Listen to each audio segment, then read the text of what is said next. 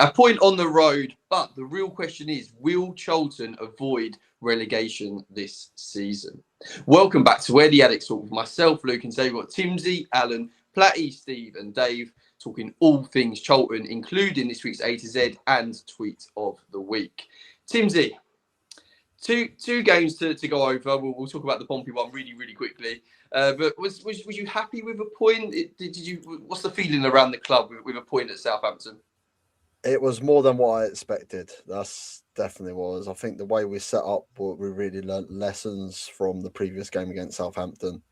I think it sort of setting that low block and trying to break on them is the only way we were going to get anything from that game. And we did probably, I mean, debatable whether Dykes' goal was handball or not. I feel it was on the sleeve, personally. So I'm going to say probably should have stood. I wouldn't say that we dominated anything. We probably created enough chance to maybe have got a second goal at some point. But yeah, I think we were worth the point for how we defended and how resolute we were. Not the fact that we didn't have the ball much. I wouldn't say they created clear-cut chances. I think we just set that low block and it was trying just to be difficult. And I feel that's what we need to be going forward as well. And we need to improve that counter-attack. I've been saying that for a little while. It's like we've got some pacey players. We need to utilise them and get that counter attack going and it to be fluid. Yeah, definitely. Yeah, well said. Did you see some character, Alan? Going from the game against Pompey, obviously it was a miserable game, but then going to Southampton, you could be thinking as fans, oh God, what's going to happen here? But you turn up resolute. It was a good point in the end. Was you happy to see the character in the team, Al? 100%. It was a typical Nathan Jones performance, that. I know some people won't like it. I know some people, even on Twitter, are saying about we didn't go for them for things. Come on, it's Southampton away, guys. They're one player, I think, he's like £15 million they spent on, and we spent £13 million in our squad in the transfer window. That's what we're up against.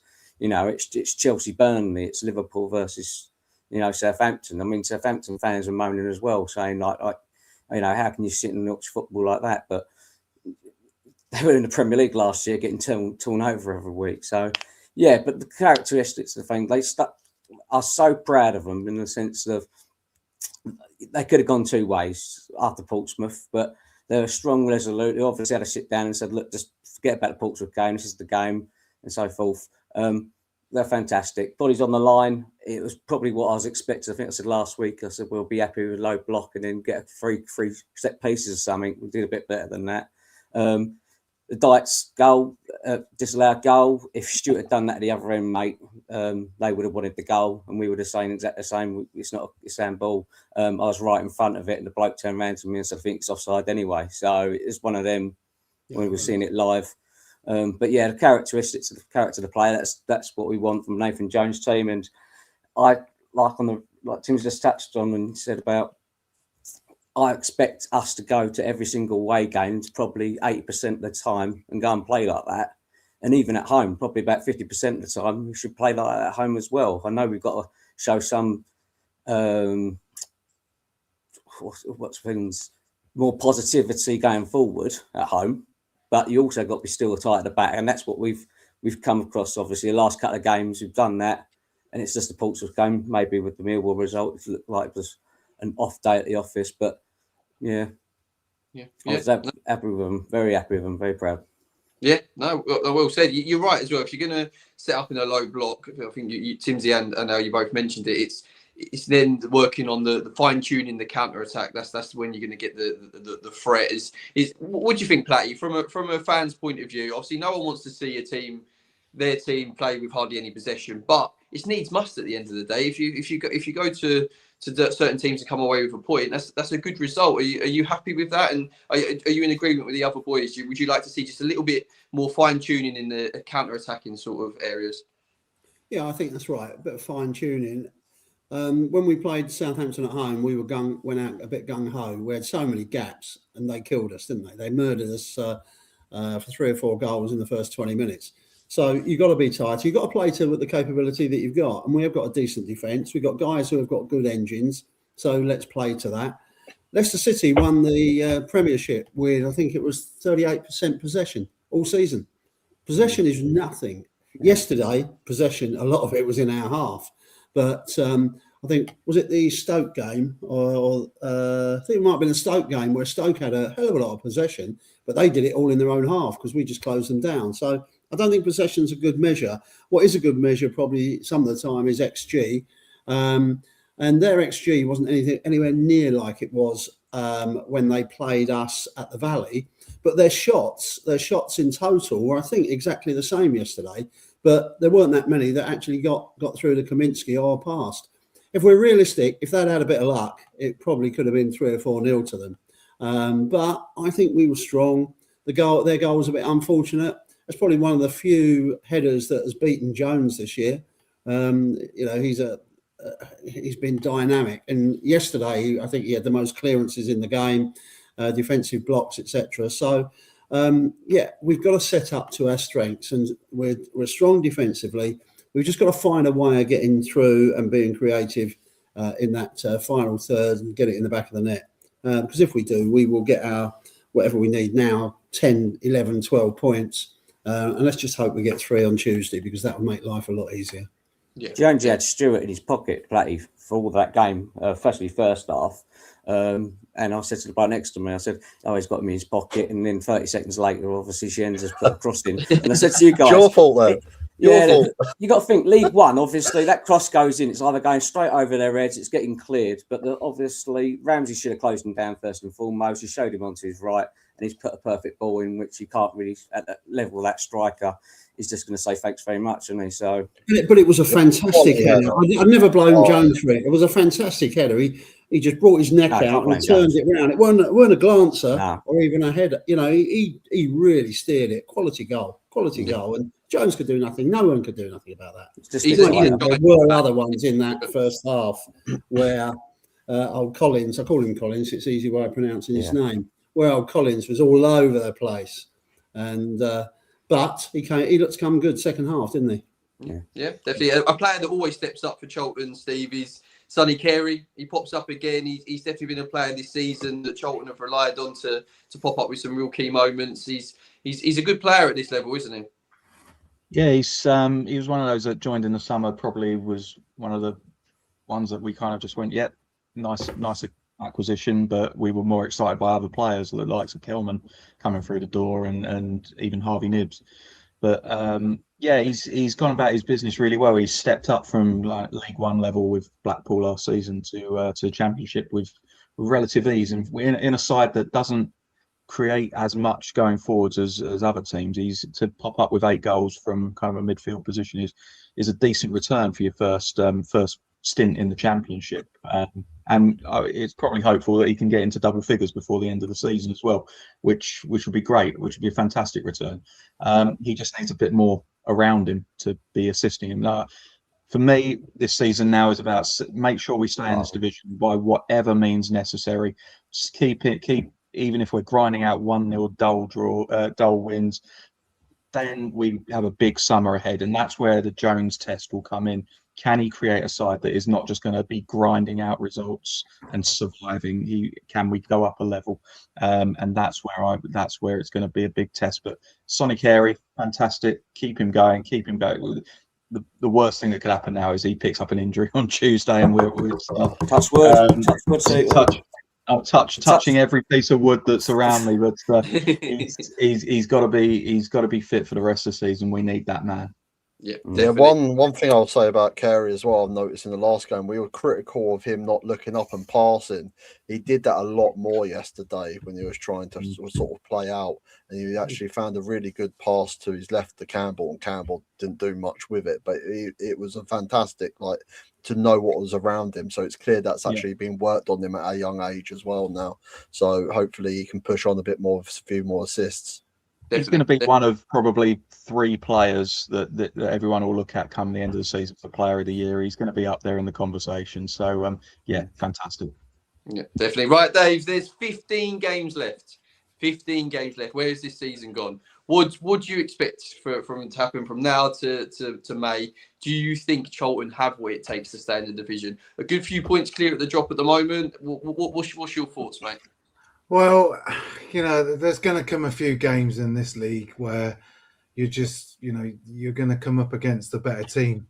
It's very tight from top to bottom, and I think in terms of our chances, we've shown out of yesterday's result and the couple of games before, apart from, we didn't get up firm, we made terrible mistakes against Portsmouth, which we've talked about previously. We do have, when the players are up for it, they'll throw their bodies on the line, and they will. They'll be able to do a job on their certain key players of the opposition. Like yesterday, when the team sheet come out and we've got Ramsey as a right wing back, but he was actually there to do a job defensively on their Brazilian. And that's exactly what he did. So he wasn't playing as a proper right wing back. He wasn't getting up the pitch because he can't do that. He hasn't got that in his locker. So it is going to come down to Nathan Jones' tactics, approaching each game and getting the players up for it. And I think he's got that effect. If he gets it right, he's got that effect on players. If he's able to, he hasn't lost the dressing room, no way. He is able to galvanise that team and get them going for it. And now he's got a couple of leaders in the team on his side, like Cody.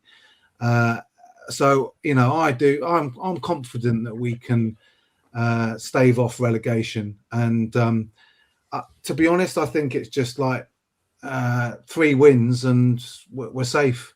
So out of 15 games, it's realistic.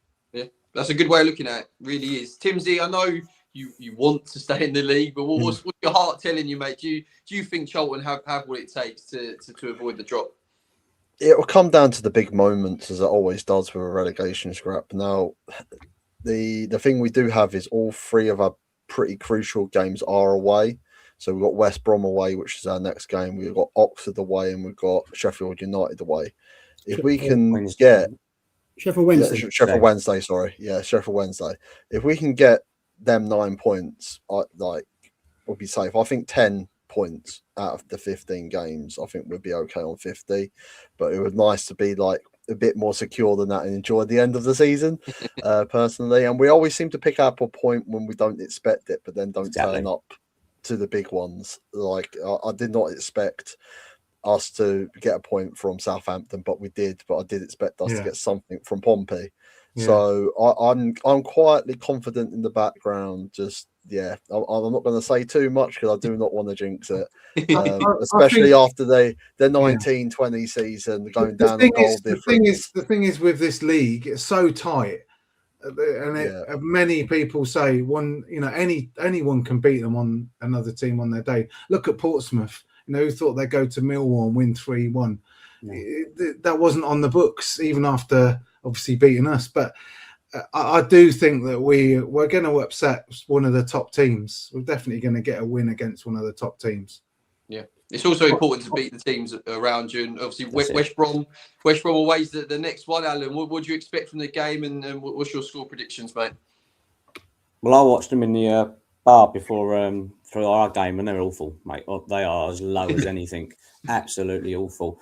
I mean, the midfielders trying to put the ball wide, and it was just going out for throws, and they're looking at their manager, and the stats come up.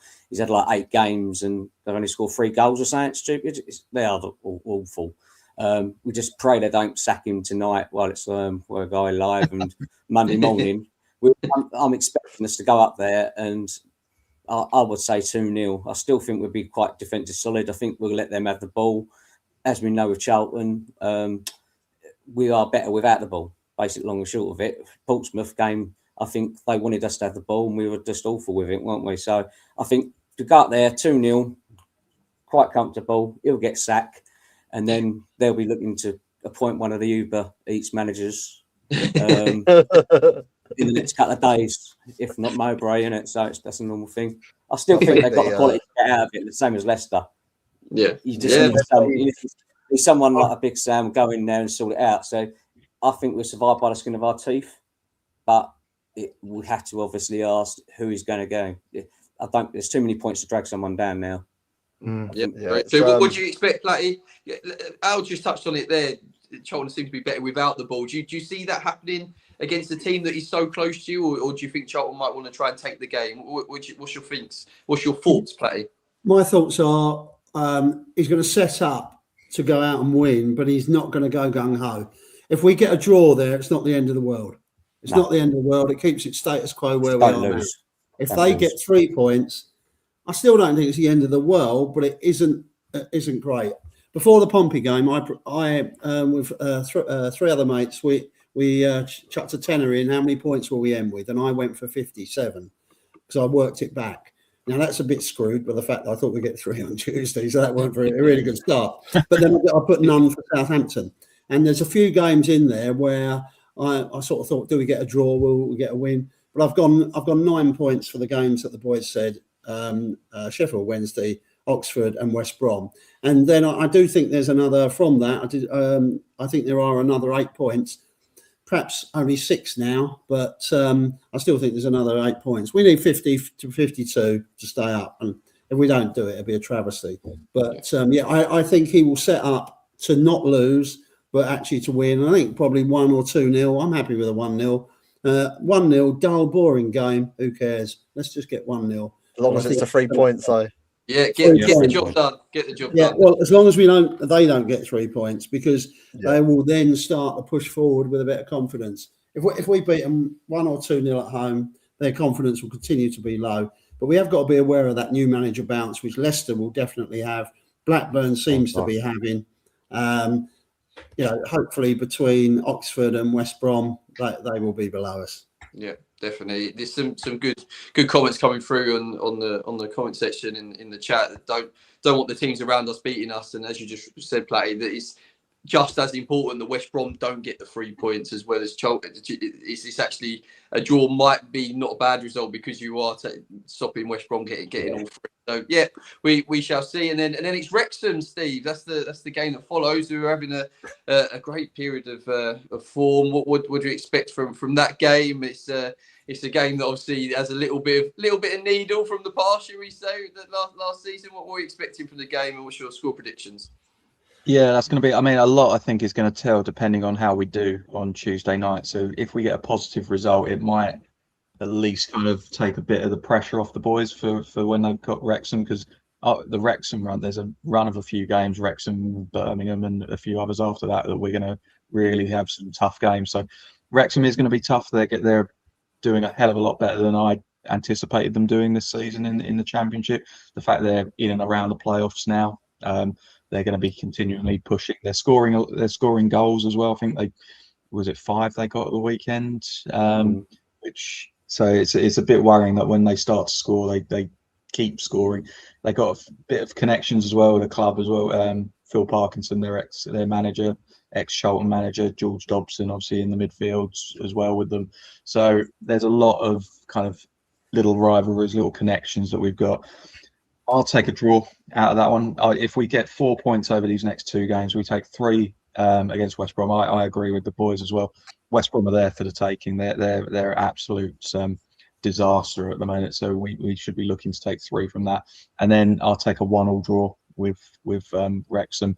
That'll do me. And then that's 4 points on the board, and we can start looking ahead and looking upwards. Yeah, definitely. Dave, do you agree with Steve? Would you take a point at Wrexham? I think bring on the circus, because I think Nathan Jones obviously gets in a lot of people's heads, doesn't he? And let's hope it's for the right reasons. I think I just think we've shown a bit of grit. Obviously, we had a bit of a hiccup against Portsmouth.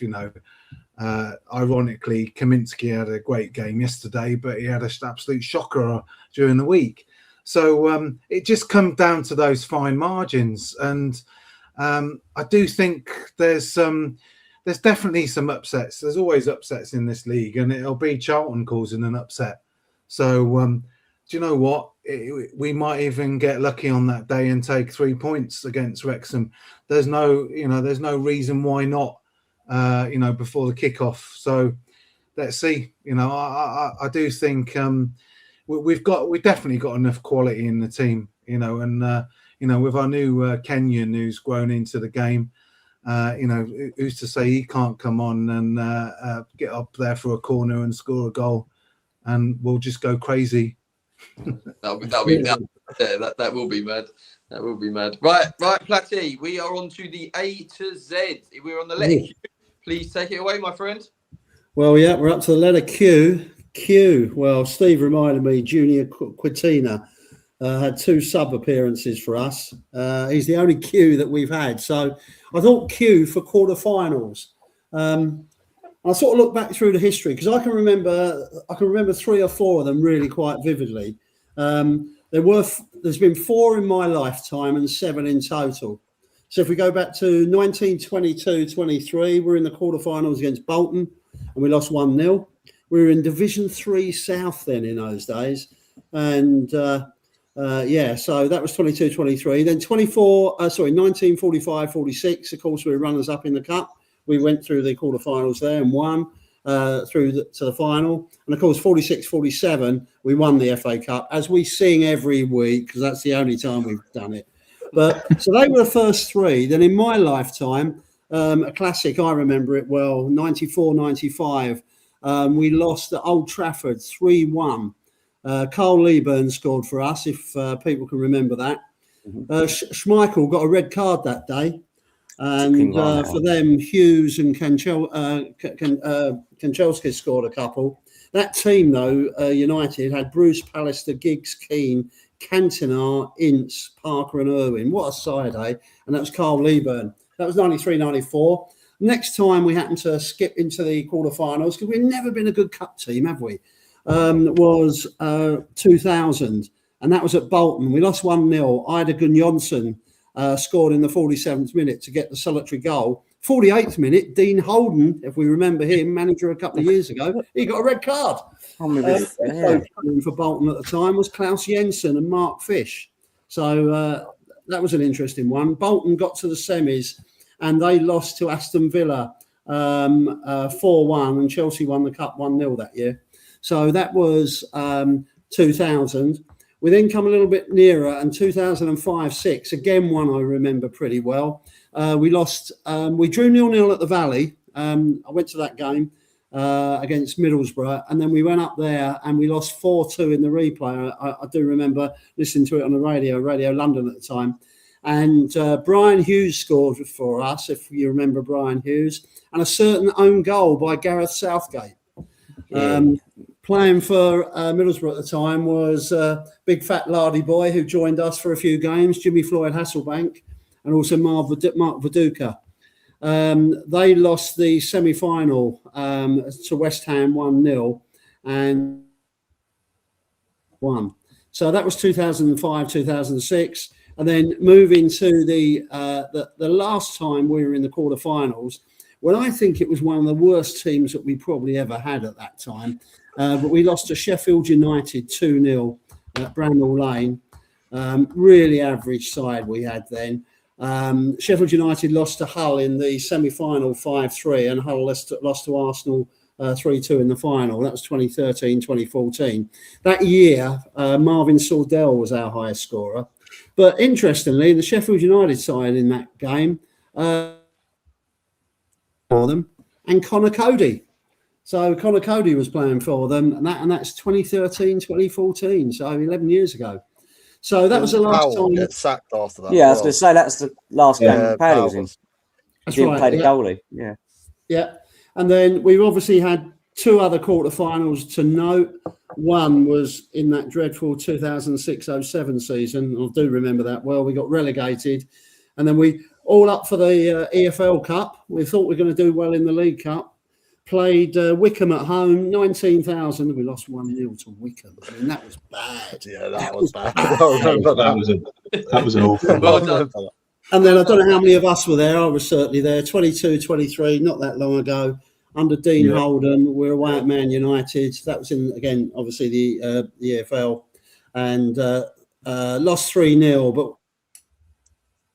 beaten Brighton on penalties at the Valley, a Premier side, also QPR in the first round. 74,000 at Old Trafford, and I think we had 25. 1,000 and sung all night. Couple and Anthony got a goal. And I do remember, I think they brought on Casemiro, Rashford, and I think it was Anthony with about 20 minutes to go, and it was 0-0 at that time. And you sort of look at them and go, yeah, all right then. I know Dean Holden made some similar comment. But yeah, so we've had 7 quarterfinals in the FA Cup in our lifetime, our history, 4 in my lifetime and 2 EFLs in my lifetime. I haven't included the Flake Rover Trophy. What was the one that we beat Blackburn in? Some Mickey Mouse, wasn't it? Do you remember? Anglo-Italian thing, is it? Milk Cup. It was a Mickey Mouse one. Yeah, but they beat us. Yeah. No, brilliant. Anyway. Well done, mate. That was really good. And it's nice to look back on the past. So yeah, that's a good one. Right, let's do tweet of the week. Let's finish with tweet of the week, and it's a Nathan Jones quote after the game.